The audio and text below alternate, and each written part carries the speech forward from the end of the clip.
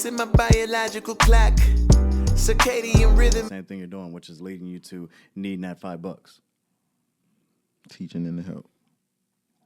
Humility, man. Humility.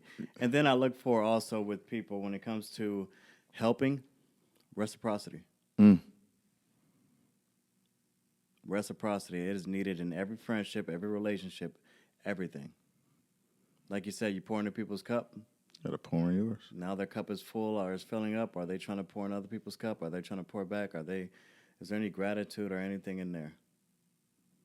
All my friends, all of my friends, I can say, man, they are some of the best reciprocators, if that's even a word, that I've ever seen. And even more. And we constantly show up for each other. All the time. All the time. That's one thing I did. That's one thing I no longer have to worry about. Right. And it is very helpful for the mental. If you have friends that you don't have to worry about, friends that you can have great conversations with, hard conversations with, you can show love and they show it back. You do things for them, they do things for you. You help them. It just goes back and forth. You are constantly making effort. It's effort. They're making effort. Which leads that to, let me ask you about expectations now. When you talk about that, when you got these people in line, you talk about principle versus expectation. How is that fair in all of your friendships? What is the expectation and the principle? Expectation is to love unconditionally and to put in effort. If there's no effort from you and on any level, I am not wasting my precious time or my precious energy or my precious peace. Unconditional love and effort. I don't care if the effort is giving me a call once a month or twice a month, Right. and checking on me. Effort. That's effort. Right. That's what I mean by effort. And with the people I'm around, it's more than that. Like, yo, what you got going on today? Let's go over here and we can do this thing. Like, I got invited to the hiking. Best thing this week. Right. What about the principle, though, with the relationship? What is the principle? Accepting differences and being okay with it. Accepting perspectives and being okay with it. No one knows everything. No one knows the absolute truth. And being okay with it. We abide by that a lot, all the time. Someone feels different, like, oh, that's just your opinion. That's your perspective. That's cool. And we're okay with that. We still love each other. That's why when we get in arguments, it's chosen arguments, and it's not even arguments, really. But we love each other through it, with it, after it, before it, and it's cool. It is. Through our differences, we become stronger. We become stronger. We do. Through all of our differences, we become so strong. So strong because we get to learn more. Yeah. And we get to teach each other. Mm-hmm. That's amazing, man. That right there. What are some tools that... Actually, what's effort to you? What's help to you? What's help to me? What's help and what's effort?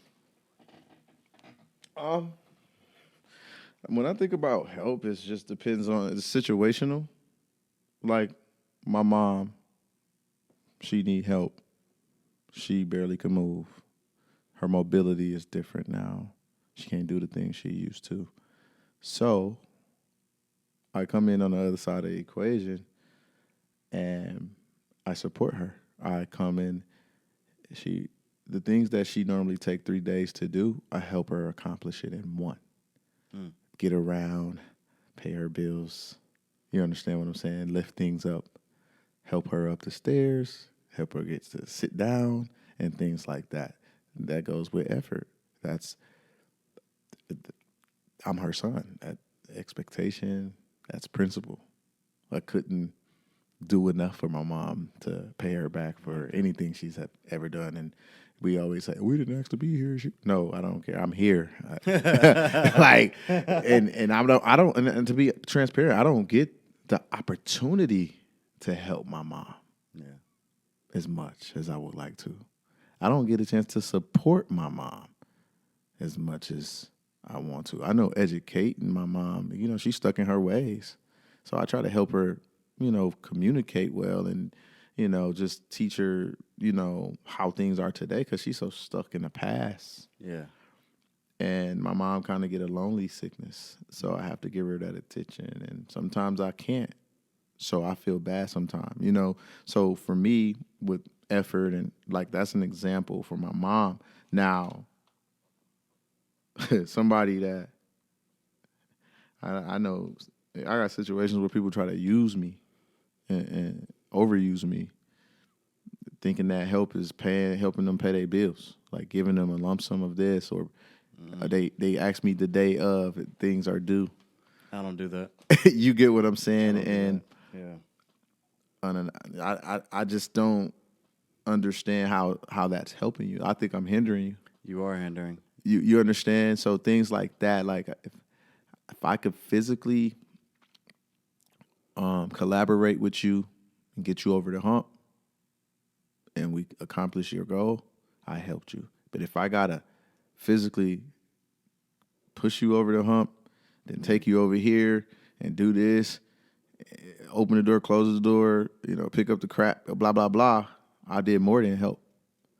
Now I'm like, dang, some of that stuff is worth compensation. It's crazy because like my mom, after I helped her with this, like a 20-hour time I was with her, and I helped her accomplish all of these things. Why is she offering me money? She understand though. Yeah. She understand. That's crazy, right? She's offering me money. And it's crazy because my mother, rest in peace to my mother's mom, she was the same way. I was living out of town, and I used to visit my grandmother more than all my other cousins and uncles and everybody. She used to be like, you come see me more than anybody. You talk to me more than anybody. And people live up the street. You live hours away. I'm taking the garbage out. She trying to pay me. But she ultimately telling me to live my life like, you don't have to do this for me. You get what I'm saying? Yeah. So I just think like it's certain things that's principle, certain things that's expectation. And when you talk about help, you're not supposed to, like, it depends on the situation. Like I said, it's a thin line between It's a thin line. helping somebody and doing everything for them. And when I help, I do try to coach and educate, because if I have to help you over and over and over and over again and it's getting nowhere, I'm going to have to educate you and coach you on prepping. Like you said, if somebody call you, they need a bill paid, but they call you that day, but you had all this time to call me, and knowing what led up to this bill getting not paid for. You couldn't call me a week before, but now you're going to set me in a deficit of time and energy and my work ethic that I put in to earn this social construct of money, and now I have to hand it over to you because you're not prepping right for life. Do you care about that putting a sting in your relationship with that person? I'm going to have a conversation with them. And to be honest with me, I don't know if I don't know if they're in a city and growing up in that type of life has made me this way. But if I have a conversation with you on multiple levels and then nothing is happening, nothing is going to happen again. And that's just me. Like, what are we actually doing with life? Are we moving forward? Or are you just going to stay there? Are we leveling up? Are you going to listen? Or are we just going to stay there? And sometimes I have to move on.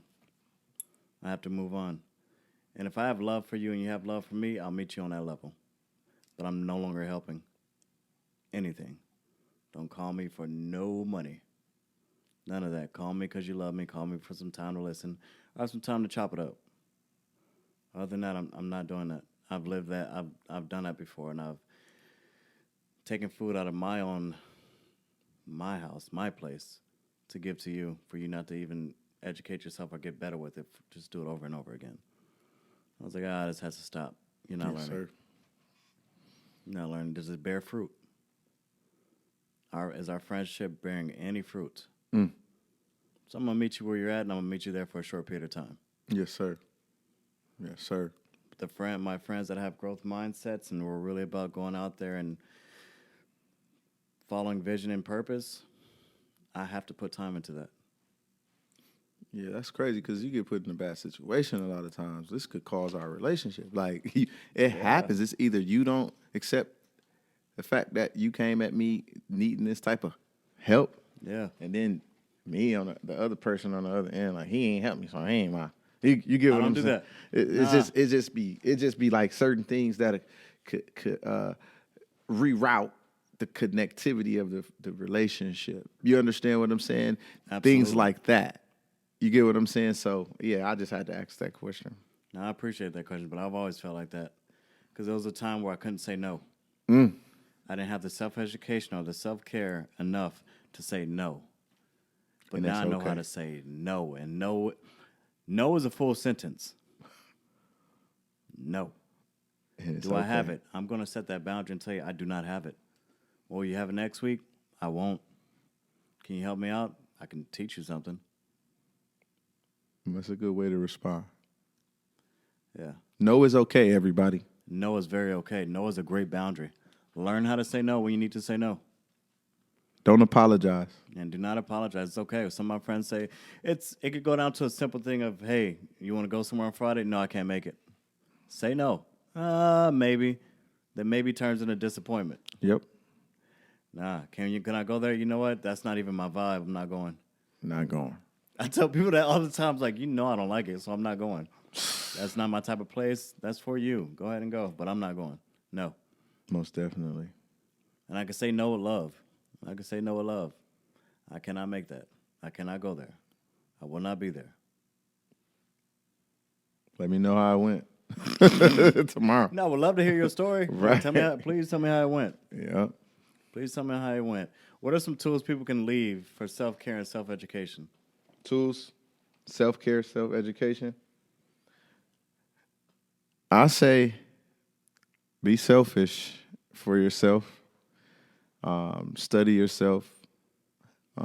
Put yourself in situations where you got to make a decision for yourself and meditate. Most definitely. Shut the world off. And don't let negative influences intercept your positive thoughts. How do you study yourself? Study yourself. Well, like I say, certain situations, like prime example, Taco Bell had poor customer service, and I went around the line twice, and the manager told me he wasn't gonna fix my order and he wasn't gonna make it fresh. The old crazy me, Yeah. I would have went off. I'd have got out the car. I paused in the moment and I said things in my head and I didn't let him out. And I was like, did he really? In my head, that situation allowed me to notice a change in myself. Pausing. Just An inner pausing. dialogue. I didn't freeze. Yeah. I paused because you know how you could text a status and you'd be like, no, I ain't putting it. That was kind of like that moment. I was finna go off. My mom was in the vehicle, my auntie and her granddaughter. And I was like, I can't believe he said he wasn't going. And I changed. I said, thank you. I appreciate you. Yeah. And move That on. situation. Move on. Do not let that mess up on a whole day, the ripple effect. Mess up a whole day, a whole week, a whole year. Come on. And it's compound interest. I'm going to tell you what it was. The way you could study yourself in that moment, like for me, I didn't react. Responded. I did not react. Yep. Don't react, respond. I don't remember when I could. Dude, it was something else that happened when I was out here. And I'm like, Hold on real quick. go ahead, yeah.